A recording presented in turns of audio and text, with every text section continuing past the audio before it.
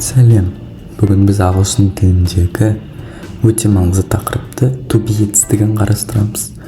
Бұл етістік жиі қолданылады және адамдарды, заттарды, іс-әрекеттерді және жағдайларды сипаттауға көмектеседі.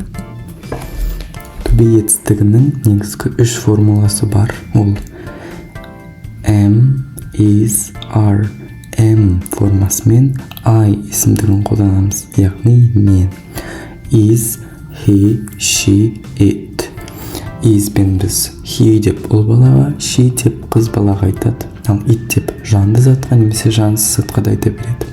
Are дегеніміз көпше түрде қолданылады, яғни we, you, we біз, you сен, сіз, they олар. Am формасы, бұл форма сіз туралы ақпарат береді, яғни сіз бұл жерде тек қана өзіңіз туралы сөйлейсіз. Мысалы, I am a student. I am a student. Мен студентпін. I am happy. Мен бақыттымын. I am from Kazakhstan. Мен Қазақстаннанмын. Екіншісі he, she, it, is формасы. Бұл жерде біз ер адам туралы немесе әйел адам туралы, әлде ол зат немесе жануар есімдіктермен қолданылады. Бұл формада ол деген сөздің қысқаша түрі. Және біз сол туралы ақпарат береміз. He is a teacher. Ол мұғалім. She is a doctor. Ол дәрігер. It is a cat. Бұл мысық. Ал келесі түрі көпше түрі we, you, they, are. Мысал келтіретін болсақ, we are students. Біз студентпіз. You are my friends. Сендер менің достарымсыңдар. They are a family. Олар отбасы. Ал енді болымсыз сөйлемдерге келетін болсақ, олар ағылшынша negative sentences деп аталады. Сол negative sentence жасау үшін бізге керек формула ол бастауыш to be қолған қосылады not және баяндауыш.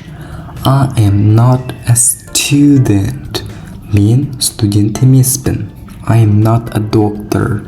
Мен дәрігер емеспін. I am not from Kazakhstan. Мен Қазақстаннан емеспін. Ал енді he, she, it, is'дің negative sentence түрін көрейік. He is not a teacher. Ол мұғалім емес. She is not a doctor. Ол дәрігер емес. It's not a cat.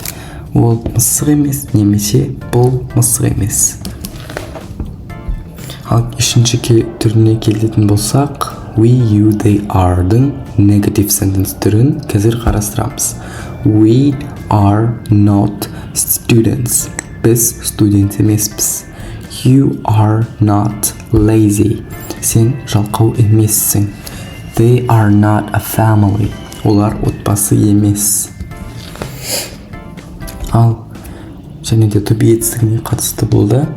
Ол interrogative sentence. Бұл сұраулы сөйлемдер. Сұраулы сөйлемдерде to be етістігі сөйлемнің басына шығады.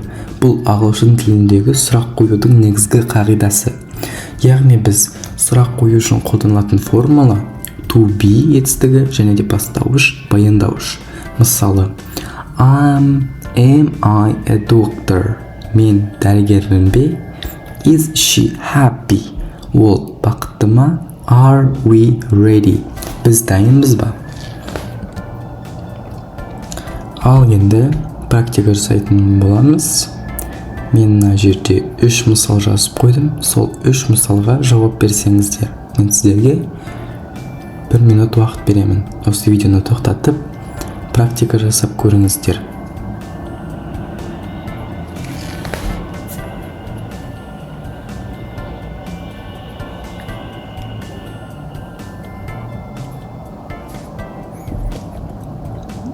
Ал енді практика жасап болған шығарсыздар деп ойлаймын. Жауаптарыңызға көрейік. Міне, бірінші сұрақ. He is a student. Ол студент. They are my friends. Олар менің достарым. You are not tired. Сен шаршаған жоқсың. Қорытындылай келе, to be етістігінің үш негізгі формасын білу ағылшын тілінде сөйлеудің негізі болып табылады. Бұл сөйлемдерсіз біз ағылшын тілінде сөйлем құрай алмаймыз. Сондықтан да осы тақырыпты жақсылап түсініп алған абзал.